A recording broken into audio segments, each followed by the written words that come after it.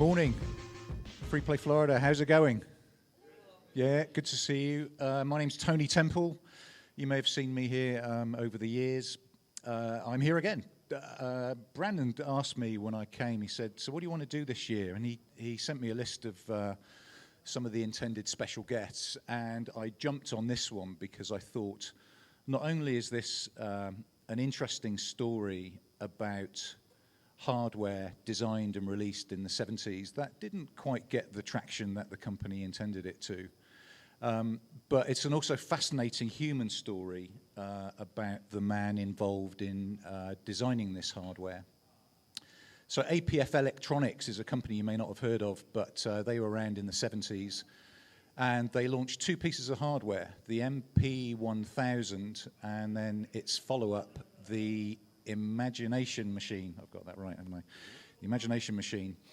But what makes the story particularly interesting is one of the men behind the development of those pieces of hardware, and I'm delighted to say he's here with us today, sat to my left, Mr. Ed Smith. Please welcome Ed. Ed, well, thanks for joining us. It's a pleasure to have you here. I've been looking forward to talking to you. I wonder if we could just sort of go back a bit regarding your history. And you were born in Brooklyn, in New York. I just wonder if you could talk us through how your parents ended up in Brooklyn. Yeah, Tony, first of all, thank you, Free Play Florida, for inviting me here. This is a really great event. I'm glad to be a part of it. My parents came from a town called Brookhaven, Mississippi. My parents were born during the Depression in the 1930s. They left Mississippi for a number of reasons, one of them for employment, and they had some choices to make when they left. They could have moved to Chicago, which was a very popular place where a lot of the blacks moved from the South to get work, or to New York, where there was a lot of employment opportunities, and my father chose to move to New York, and that's what got us into Brooklyn. And I guess I'm a little bit pleased that he did move from Mississippi, because I went back down to visit quite a bit. It's not a place that I really wanted to live, nor was Brooklyn at the time. So, you know, I didn't have much of a choice in the matter, but be it as it may, yeah, I ended up in Brooklyn from the migration of my parents from Mississippi. Great. And specifically, you were raised in an area called Brownsville in Brooklyn. Had things turned out differently, what path would your life have taken given the surroundings you found yourself in? So kind of typically, what was the journey going to be for a young black man born in Brownsville? Yeah, you know, I'm not going to give you a lot of detail about how things were in Brownsville, Brooklyn during the 60s. You can Google it. If you just Google Brooklyn in the 1960s, you will see an environment that's pretty bad. You know, there was crime, drugs, you name it, going on. And there was also a lot of just like empty buildings, political activities going on. The 60s was, of course, as you probably know, the time when there was a lot of movement going on around equality, around civil rights, voting rights, women's rights. So it was an environment that was challenging, and frankly, as a young black man growing up in that environment, I really didn't see a lot of opportunity for me. I was really just a depressed young kid growing up. But things changed as I got a little bit older. During this time, I mean, despite the environment you were growing up in, you developed a curiosity around how things worked. Can you just sort of tell us a bit more about that? So let me tell you this story. This is how I got into technology. I was around 12 years old, and I'm one of 7 children. But it seemed like I was the only child that had this knack for curiosity. And one day, I'm at home, and my mom says, "Eddie," which is what she used to call me. No one calls me Eddie but my mom. "The toast is broken. See if you can fix it." That was it, right? So I take the toaster. I go into my bedroom that I shared with 3 other brothers. I open up the toaster, I plug it in, I see there's a filament that's bad. I go into the hardware store, I get the filament, and I plug it back in. But while I'm doing all of this, I also got a shock. First time, 12 years old, I got shocked. My first thought was, that was interesting. My second thought was, why do people get shocked? What's electricity all about? And one of the great things about Brooklyn at that time was they had great libraries. And I found myself living almost in libraries during that time. I was just an inquisitive kid. I would help my 2 older siblings do their homework. This is no kidding. So I went to the library and I just looked up information about electricity. So I found out what AC current was. I found out what DC current was. I found out how it was invented, and I thought that was pretty fascinating. So at 12 years old, I was just out of middle school, getting ready to go to high school. And I was about to go to a, quote, desegregated high school during those days, right? So instead, I chose to go to a high school that I had to take a test to get into, which was a technical high school called George Westinghouse Technical High School. So I go to Westinghouse, and from there, my technology career started off. So I learned technology in high school starting at 13 years old. Great. And I think as well, it's probably also worth us just touching on what was going on in the world at this time. So there are things like the moon landings, the infiltration of consumer electronics into the home. How that must have been a sort of smorgasbord of fascination for you, right? Yeah, all this stuff going on in the world. In the 60s, you had definitely the moon landing was a big thing. If you were there in the 60s when you saw that happen, and you saw the first step on the moon, that was a fascinating thing. So for a young person like myself, my first thought was, how were they able to communicate that back to Earth from the moon, right? So again, a little bit of research determined that they actually bounced signals off multiple satellites to get it back to Earth. I thought that was pretty cool. So it wasn't just moon landings. The technology era actually started in the 60s, and it started pretty much with the advent of electronic calculators. I think that was probably the first big thing that happened during that time. And then those calculators got more advanced, right? So you had more scientific level calculators that used chipsets that gets the results from engineering type work that you had to do. And some of the companies that were doing that at the time were companies like Hewlett-Packard. If you guys know the history of HP, they almost started the computer industry themselves. I mean, there wasn't a lot of companies out there doing what HP did during those days.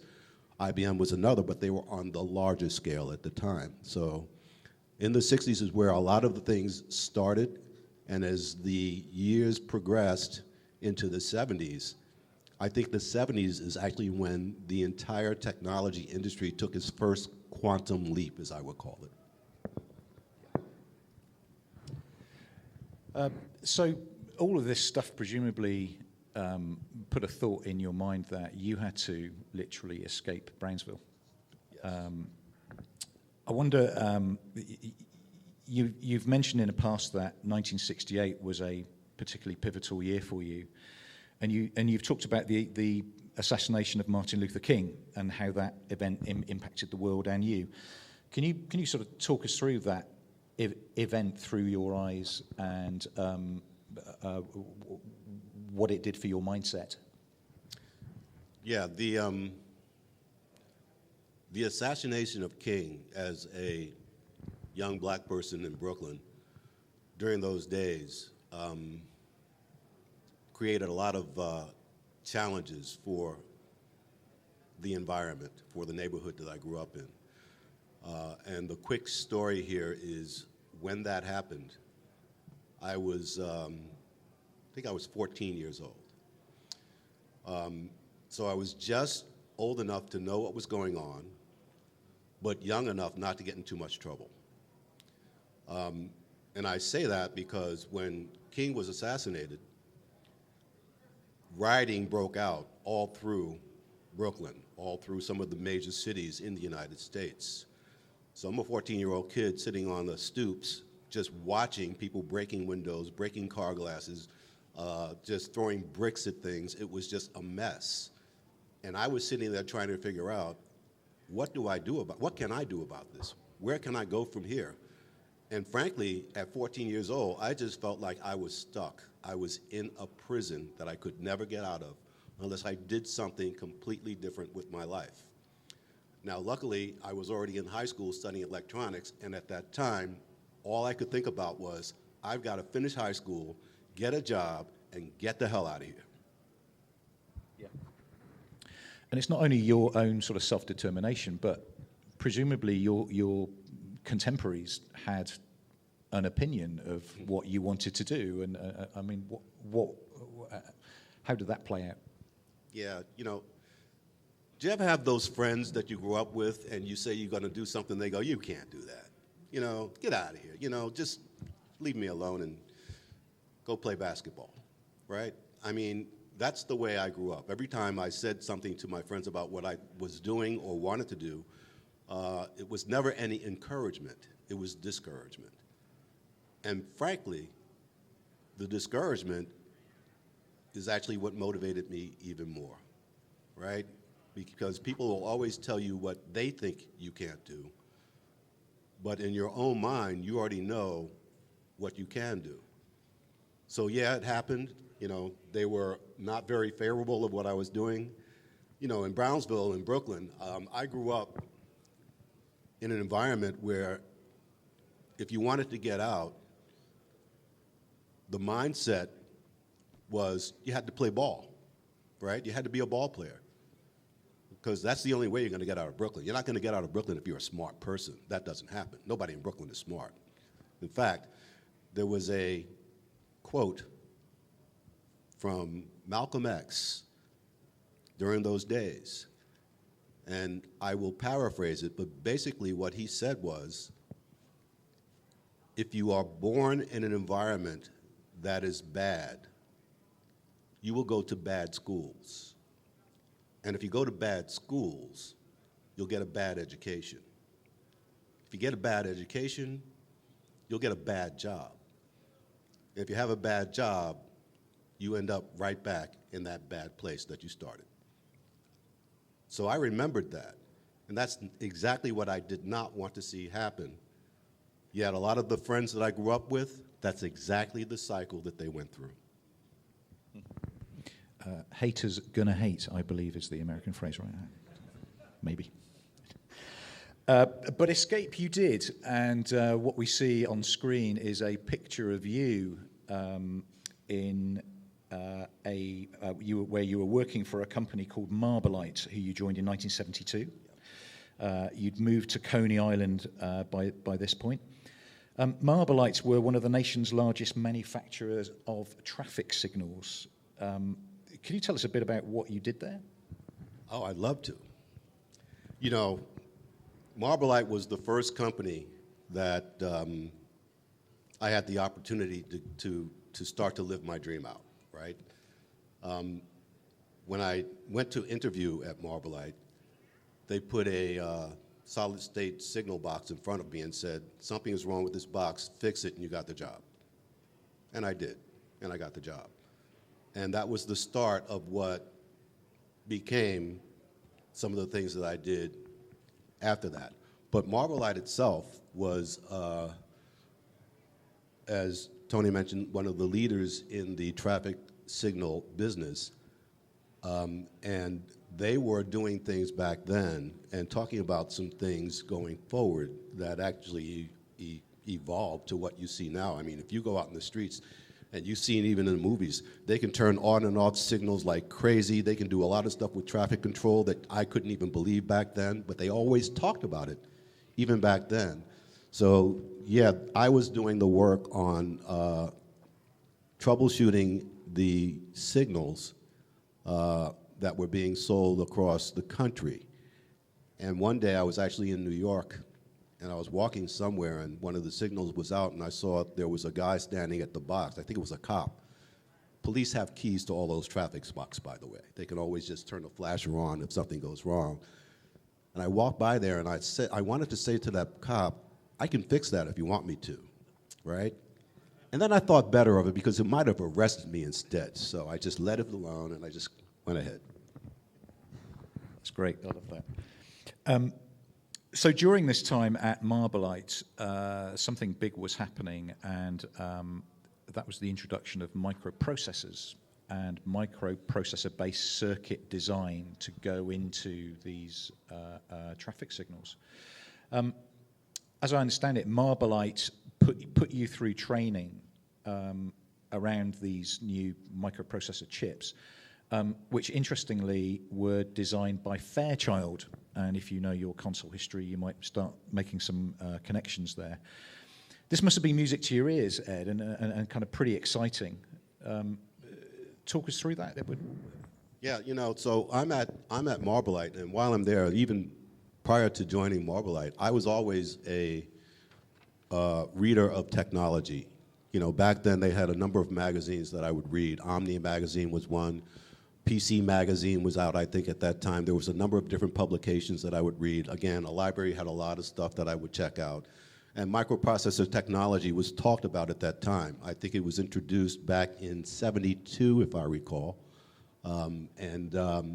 Yeah, so I knew about it before Fairchild came and said, hey, we are going to introduce to Marbolite our chipsets so that they can begin to incorporate microprocessor technology into traffic control signals.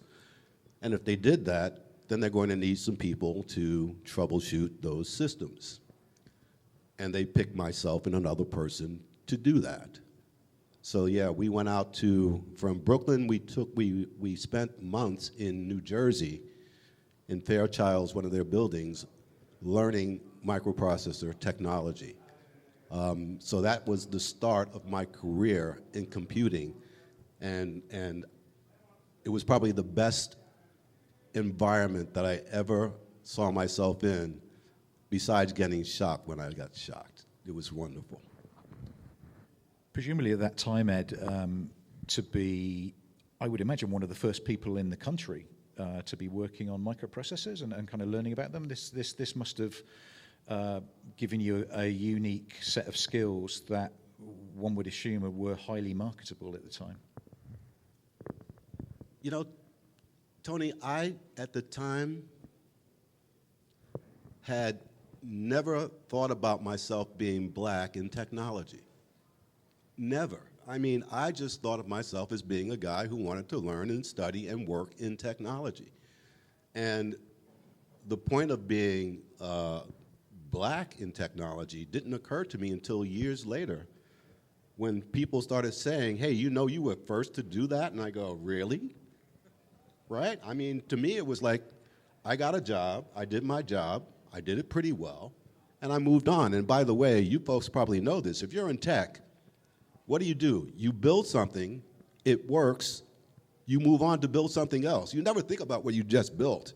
That's done, that's over. You're on to the next thing, right? And that's the way my life was at the time. So fast forwarding slightly, Ed, you found yourself with a company called APF Electronics. I just thought it'd be useful to just give a little bit of context.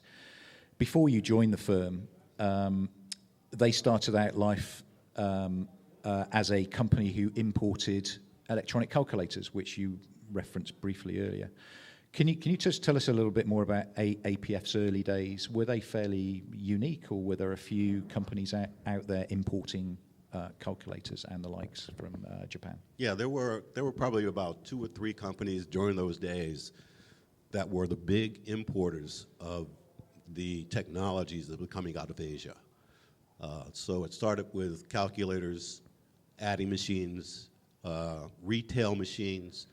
A lot of those products were coming out of Asia, and APF Electronics started from 2 guys who were in the Army together during the war, and they had studied some things around electronics during that time and met a lot of the people in Asia and started to bring those products back to the U.S., and at that time they said, you know what, we can make this a business, and they started APF. And by the way, the letters APF actually are the names of the 2 gentlemen who started the company, Al and Phil Friedman. And then, of course, in December 1975, Atari released the home console version of Pong, and it proved wildly successful. APF got in on some of that action, as you can see here. They released a unit called the Television Fun Game, which was essentially a Pong ripoff. Ed, while all this was going on, and presumably you were still at Marbalite, were you becoming aware of the advent of video games? And I mean, as a player, as a consumer, were you starting to see arcade games and console games coming out? And how did that look to you as someone who presumably had half an idea of how these things worked? Yeah, so, during those days, I mean, I did exactly what you folks are doing today. I played pinball machines all the time. They were always in the pizza shops and other places where you can go play them. They had some arcades during those days as well. They also had the Atari games at that time in the arcades, Pac-Man, that kind of stuff. So I played a lot of those games. I was a gamer. I mean, I played a lot of games in my life, and as we get through this talk a little bit more, I'll tell you why I don't play games anymore. But that's a completely different story. But yes, I loved playing the games, and TV Fun was introduced just as I was joining APF. And TV Fun and the Pong games itself were clones. All you needed was the Pong chip to make the game. So everyone was able to get that chip, not just Atari. Anyone who wanted to get that chip could buy, and there was like 15 of these Pong games out there. It wasn't just Atari. APF's unit, interestingly enough, sold 400,000 units, which is not a bad shake, I would assume. But what were the challenges, Ed, that companies faced when they produced these dedicated, single game consoles? Well, during those days when the Pong chip and the clones came out, that was the only technology that was available, right? This was the start of the video game era, and it started with a single chip. And by the way, that chip just didn't have Pong on it. It had like 2 or 3 other games on it, but Pong was the primary game. So the challenge that we had from a technology standpoint is, how do we take a video game that is closed and open it up so that you can play more than just what's on one chip? Now, we at APF did not solve that problem, but luckily someone else did. And during those days, you could pretty much take technology that anyone designed and use it yourself. There were no copyrights and things like that going on during those days, so we all shared our technologies. I say shared because that's easier than saying the other word. Right. So you're now at APF, Ed. You've joined APF from Marbalite. What was the interview process there? Was it along similar lines as Marbalite? It's great being in technology. It really is, right? So at APF, again, when I talked about Remember Marblehead, I said, you know, they put a traffic signal box in front of me and they said, fix this. So when I go to APF, yes, they interviewed me and gave me a lot of quizzes about microprocessor technology. They wanted to test my knowledge, and I gave them that information. But then they also said, go to this bench and build that. It was an RF modulator. And they just said, you know, see if you can build that. So I look at the schematic. The guy goes away. That was my boss at the time. He goes away for like 2 hours. And I got it done in like 45 minutes, and I'm waiting for him to come back. And it's like, where you been, right? And he goes, yeah, okay, you're good. You got the job. So that's how I actually got the job at APF. And the fact you've touched on this before, but probably just worth mentioning again, the fact that you were black in 1970s New York just didn't seem to be an issue for APF. I mean, you were a guy who could do the job, and they needed you. There was no question about the color of your skin at that time. No, you know, and I think that's, if there was a story that I've always tried to tell anyone, black or white, or any other denomination, it has nothing to do with the color of your skin, and you probably already know this. People want your mind. They want your knowledge. They want to know that you can do the job, and if you can, they don't care where you came from, who you are. They need to get products out the door, and if you can help them do that, you will get a job. So, yeah, that never was an issue for me. I think it might have been for others, but for me, it was pretty much smooth sailing. So APF, along with other companies like Fairchild, recognized that the answer to the issue of having a single console that played just a limited number of games would be to build a console that you can interchange with new games and new cartridges. And indeed, that's a business model that we still see today with the likes of Xbox and PlayStation. So you join APF, you get the job, Ed. So what was your brief? Was it literally to solve this problem? Yep, that was the challenge that we had. So we already knew that the capabilities building a cartridge-based video game was out there. And we knew that because one of the contemporaries that I did have at the time was a guy named Jerry Lawson, another African-American engineer who worked for Fairchild, and he designed the Channel F video game, the first console cartridge-based video game. So he allowed us to share that technology. And we used that technology to design our cartridge slot. And by the way, when I was at Marblehead, if you think about traffic control, the thing that's most important in that space is bus architecture, right? Throwing things on, throwing things off, timing and all of that. And that's what I did at Marblehead. So when I was at APF, I was solely responsible for building that cartridge slot and anything that had to do with the bus. That included the joysticks or anything else that you would add on to that video game called the MP1000. When you say bus, Ed, what do you mean? Is that something that communicates with the heart of the console? Is that what you mean? Yeah, so a microprocessor has a couple of different functions, right? One of the functions is to manage memory, right? So you folks know about that. You can have a 64-bit microprocessor that can handle a lot of memory, or 32-bit for a little bit less. That processor also handles functions like keyboard operations. So you would have a adapter that attached to the microprocessor to manage your peripherals. And that same adapter would also manage things that you want to plug into a video game or the microprocessor itself.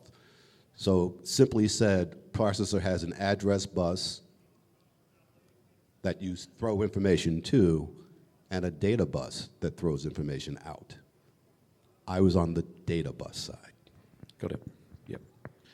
And so how many individuals in total were working on this console?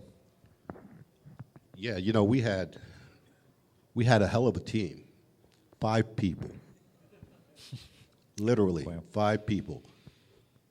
2 engineers on the hardware side, 2 programmers, and 1 person to write the documentation. That was the entire APF team. Amazing. And so what you see on screen is indeed the finished article. And not only that, we've also got one right here. So talk us through what we're looking at, Ed, in terms of its component parts. You know, I'm very proud of this. This is a great game that a lot of people never knew about. And just to quickly give you a snapshot of what you've got here is you've got the MP1000 video game.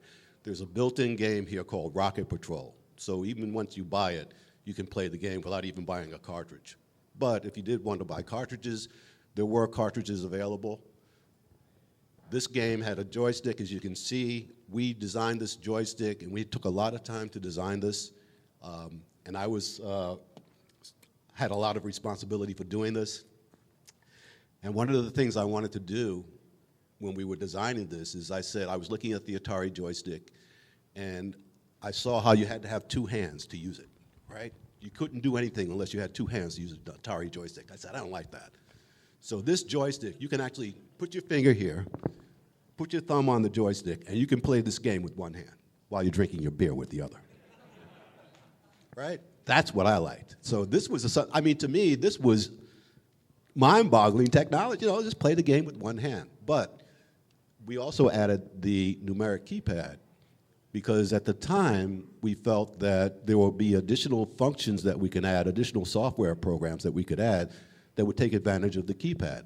You know, like another adding machine cartridge or something like that. It never happened, but that was the premise behind putting the keypad there as well. So that's the MP1000. It has a Motorola 6800 8-bit microprocessor in it. 8 bits. Wasn't a lot of memory for us to work with, but we did what we could. Nice. And I wonder if you can talk us through, Ed, the actual commercial model as it was for APF when they were selling this console. So was the console sold as a loss leader in much the same way as it is these days, with the assumption that consumers are going to be so taken with it, they're going to be buying additional games? Yeah, we had the same model as I think a lot of the companies during that time, which was basically the razor blade model, right? So you know, you buy the razor, and then you buy the blades. So this was our razor, and the cartridges were the blades, and a lot of companies did that. Atari did that. Coleco did that. Magnavox did that. Everybody was putting out the cartridges, putting out the video games, not making a lot of money, maybe 5% on the games, but the cartridges got them 70% on top of that price, because as you folks probably know, your whole investment in these is writing the software. And once you've done writing the software, the only thing you're paying for is the packaging. So that's where the money is even today. The business is not in hardware. The business is in software. Nice. Let's talk a bit about games. Did you have a hand in the development of any of the games that were released for the MP1000? I didn't have a hand in writing the games. As I mentioned, we had a programmer. We had 2 programmers. One was the core programmer who put the ROM chips together and all of that, and then we had the game programmer. But what we did do with that 5-person team is we all worked together, and we came up with what we thought were the games that we wanted to see run on the MP1000. So even though I didn't write some of the games, I was involved in making recommendations on what some of the games should be. And 2 of those games, I think I was probably solely responsible for getting to the market. And the first one was Brickout. And Brickout, as you folks may know, is the same game that was on the original Apple computer when it came out. The first Apple computer, Brickout, was written by Steve Jobs and Steve Wozniak. So I read about that back in the day, and I said, man, we got to do a Brickout, you know? So we did that. But then the next thing that happened is I'm spending Christmas one year, and I think I was already a father, yeah, and I got my kids. I didn't get it for my kids. I got it for myself, but I said I was getting it for my kids. A Rock'em Sock'em robot set. And if you know that plastic little robot set, so we're playing that, and I get back to work, and I say, we should do this on a video game. And we did. So we did a robots game, and if you played that thing, it was really fun. The graphics were crap, but the game was fun. So we did that, and we did, as you can see, we had a bunch of game cartridges that we released. Baseball, backgammon, blackjack. I mean, at the time, these were pretty cool games to play. The challenge that we had is we did not, I wouldn't say challenge, I'd say one of the deficiencies we've had is we built all of these games internally, whereas other companies like Atari, et cetera, allowed their games to be written by other people. And that's how that console became more successful than the MP1000 or the other video games during that time. Yeah, I was going to say it would be remiss of us not to mention the mighty Atari, who were obviously dominating the market with their 2600 console. I wonder what it was like in the offices of APF, kind of looking at the sales numbers come through versus the likes of Atari, and was it difficult to stay motivated and you know, having faith and belief in the capabilities of the MP1000? Yeah, you know, so as I mentioned during that time, it was not just Atari that was selling game consoles. There was probably a good dozen companies, maybe, that were out there selling these game consoles and games to go with it. So APF was just one of those companies in the stack. It just so happens that Atari was at the top of the stack. So everyone migrated to Atari just because of the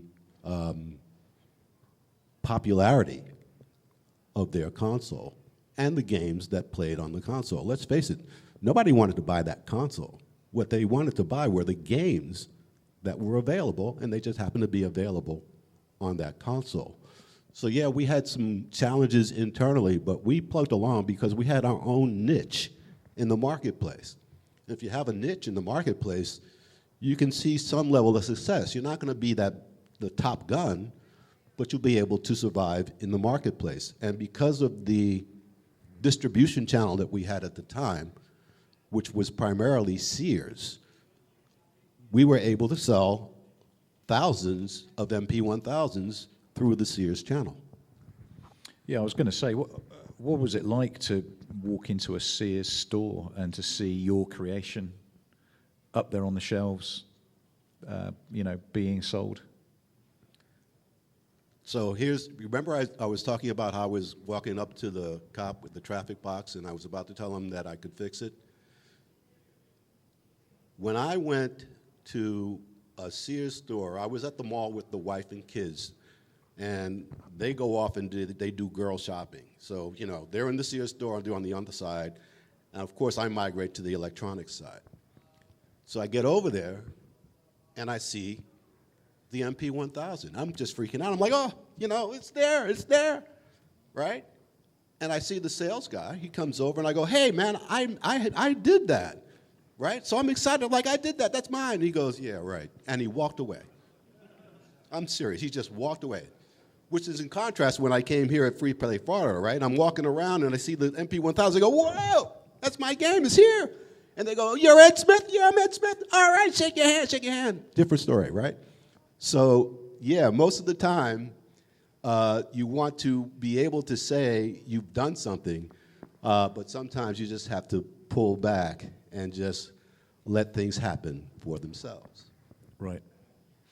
Ed, you had a unorthodox approach to playtesting, which sort of came about by accident. You took returned or demonstration consoles from the offices of APF, and you took them back into the projects and gave them out to young men there. Just tell us more about why you did that and how that came about.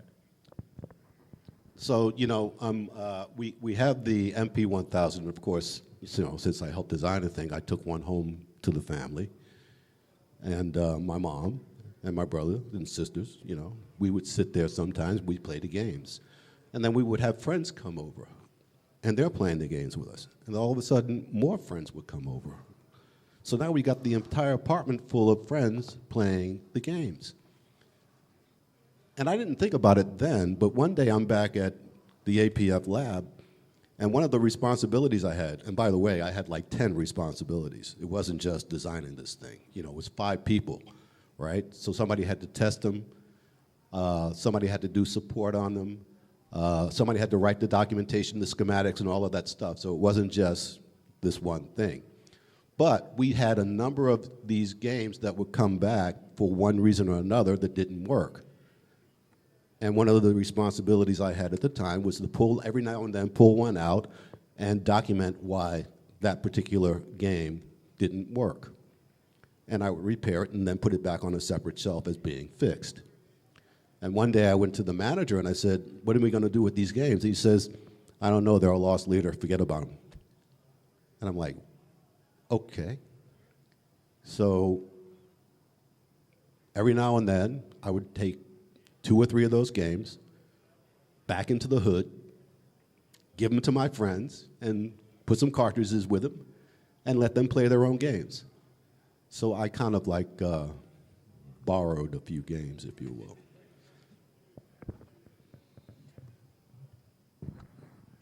But the story doesn't end with the MP1000, Ed, and here's where it gets interesting, I guess. So tell us about the thinking behind what was monikered the Imagination Machine, an advertisement of which we see on screen now.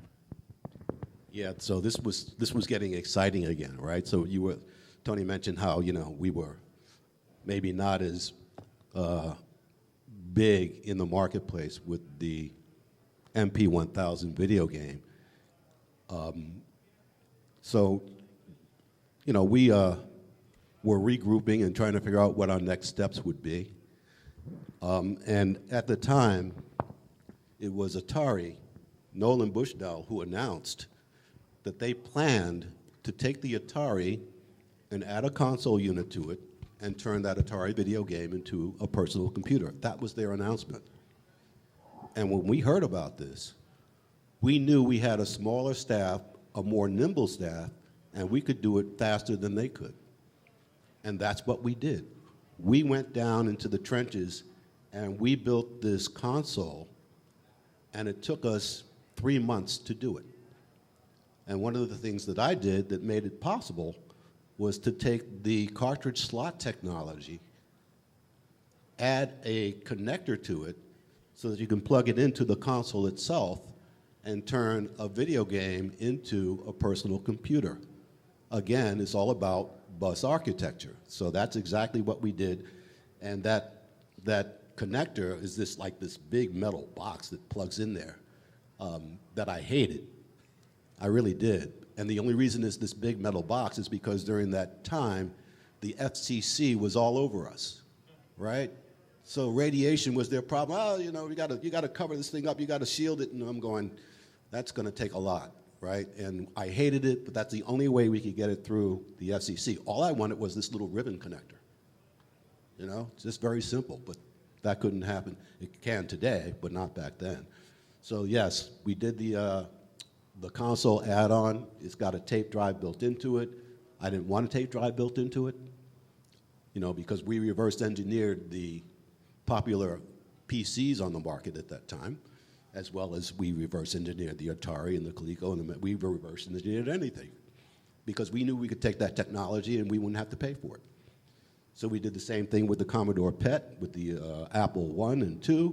We took a look at everything, and we came up with this design, And one of the things that I've always been an advocate about was not adding a tape drive into the machine. But the business people decided they wanted a tape drive in the machine. And during those days, if you know about the success of Apple, the only reason, well, not the only reason, but one of the reasons they were successful is because you could pop open that top and you could plug an expansion card in there and you can add anything you wanted to that machine. And that's what I wanted with this, but unfortunately we had to have this on top. And then since we were in a consumer market, right, home market, the management team decided that we wanted to add the tape drive. Not more than 6 months after that tape drive, after this machine was released with the tape drive in it, floppy disk technology became available. Guess what happened to the Imagination Machine? Yeah. I love this ad. It's the only computer with color, sound, user programmability, and expandability at $5.99. Your life will never be the same. I mean, it's like Steve Jobs levels of hype, right? And the Imagination Machine, I mean, what a fantastic bit of marketing. Who came up with that? I know it wasn't me. You should have just said. We wouldn't have known. Ed. No, it wasn't me. But we did have a marketing person at APF who came up with all of these ad slicks and everything, and he came up with the name of the console and called it the Imagination Machine.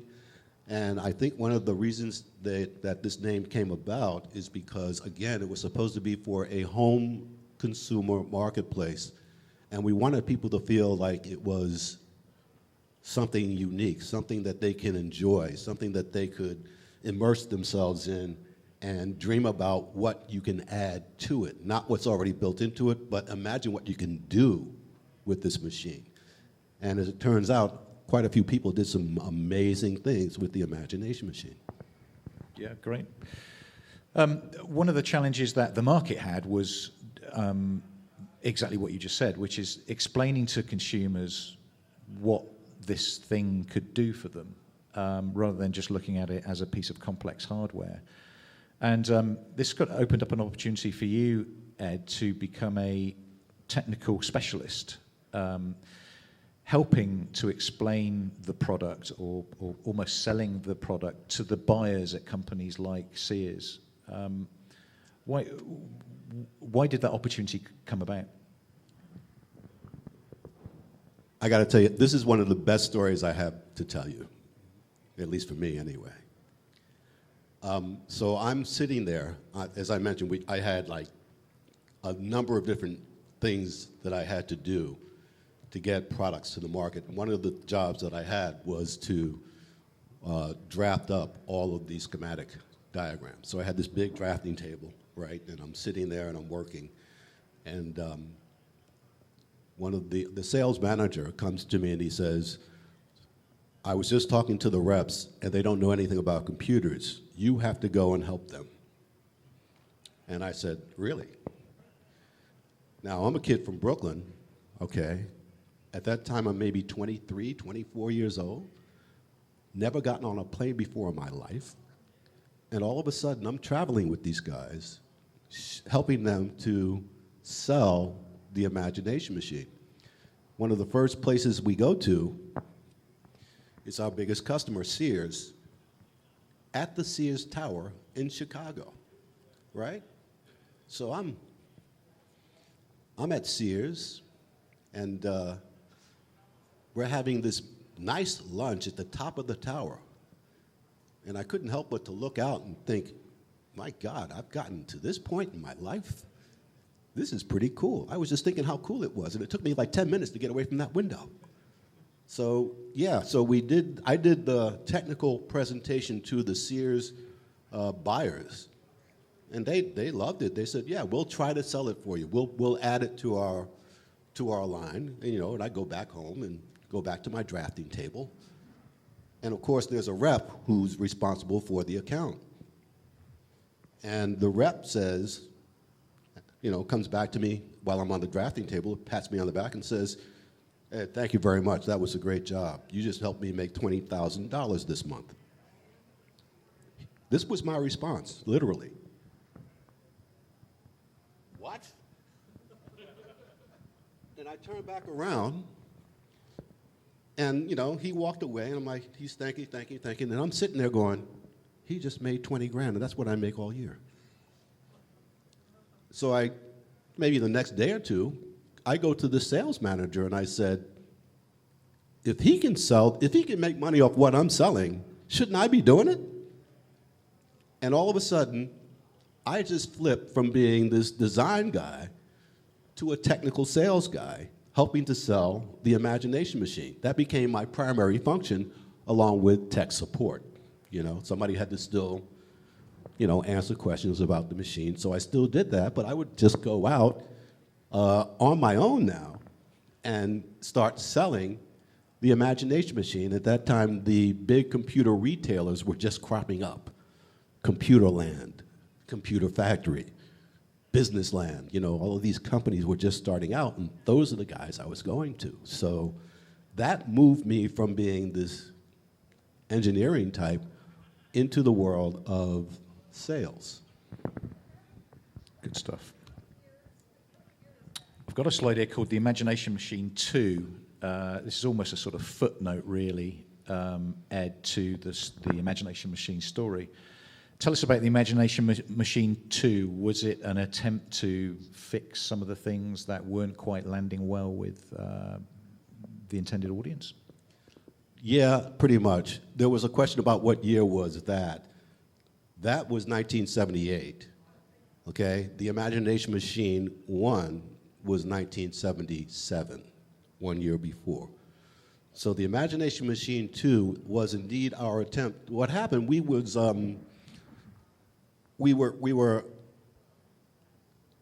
at a crossroads, I guess. We knew we had to get rid of the game on top because, again, the consumer market was just not there yet for a video game and an add-on console. We sold a number of those consoles, a few thousand of them, but it wasn't just the penetration that we could get. So we decided to go ahead and get rid of the game on top.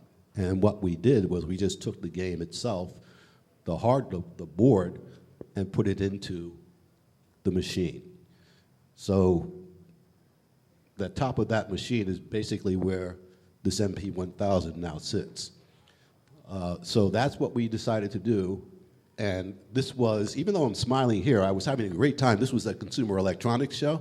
I was having a wonderful time. I'm like a young guy, and they said, Ed, wear a suit. I only had one, and that was it. And I'm there, and we're having this great time. But if you see, that machine still has that tape drive still built into it, right? So again, I lost. They won. The Imagination Machine 2 didn't sell quite a bit at all. I think there were only maybe 100 units that ever sold. But it was an attempt for us to get back into the marketplace, but that attempt did fail. Got it. Conscious of time, Ed, it'd be great to get just a couple of questions as well. But as you mentioned, the Imagination Machine 2 didn't sell terribly well, and I guess it was the end of APF, a small fish in a big pond. What did it mean for you when APF closed, and what did you go on to do? Well, luckily, I was immersed in the world of technology by that time, and I'd known a lot of people who were doing a lot of different things in tech at the time, and I knew a lot of the people who worked at Apple. So I ended up moving from APF to become the Regional Technical Alliance Manager for Apple in the upstate New York territory. So I had the opportunity to move my family from Brooklyn to Albany, New York, and then I would have to drive all the way up to Plattsburgh and all the way down to Newburgh and all the way out to Schenectady, and that was my territory. And all of the Apple dealers, and there were 52 of them that I managed in that territory. So that was my move away from APF. I went to work for Apple. And then after Apple, My career started to go into a number of different directions, mainly in the space of new technologies, which is what I loved, because that's really what I wanted to do. So some of the new technologies that I started working around was working for Novell, if you've ever heard of that company. They were the company that had introduced networking technology to the industry, or one of the companies anyway, and worked with some companies that did things in the cloud computing space in the early days, in the big data space in the early days, working for a company called Infosys, if you heard of them. They're a big systems integrator company. So now I'm in a plane flying to India all the time. It's like every time I sit down and I think about what I've done, I'm just like, I'm mind-boggled myself, right? This kid from Brooklyn came a long way. It was a pretty good ride. Legacy is a very overused word, Ed, and I don't want to dwell on it too much, but I find it interesting that as a person of colour, achieving what you did, that back at the time you didn't think anything of it, and back at the time APF didn't think anything of it, and yet when we look back now, we think, holy moly, this guy really achieved a huge amount. But to you just got on with it, and there were no huge hurdles you had to get over on account of the colour of your skin. I mean, you must be very proud of looking back and where you fit in, not just as a person of colour, but actually your story and the console U development. You must be very, very proud of. I am very proud of it, and I can tell you again that I didn't realize how impactful this was until I got an email or a message. I don't remember how the communication happened, but somebody contacted me about, I think I'm going on 15 years ago now, maybe 10 years ago. No, 15 years ago, let's say that. And this person said, hey, you know you were one of the first blacks to do blah, blah, blah. And I go, really? Like, to me, it wasn't a big deal, but to him, it was like, yo, this is a big deal. And he says, you know, I just want to interview you and get your story out. And that person's name was Benj Edwards. And he's a writer for, what's the publication? I can't think of it right now, but he writes for multiple publications. And he was the first one to put my story out there so that people could hear it.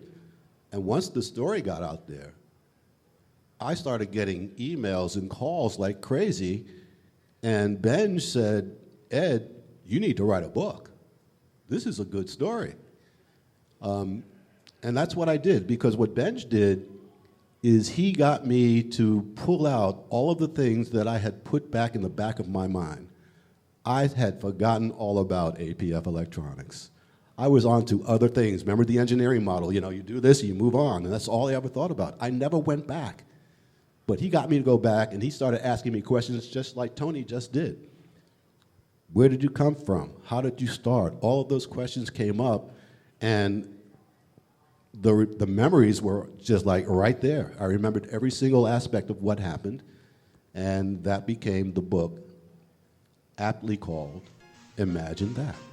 Ed Smith, everybody. Thanks, Ed.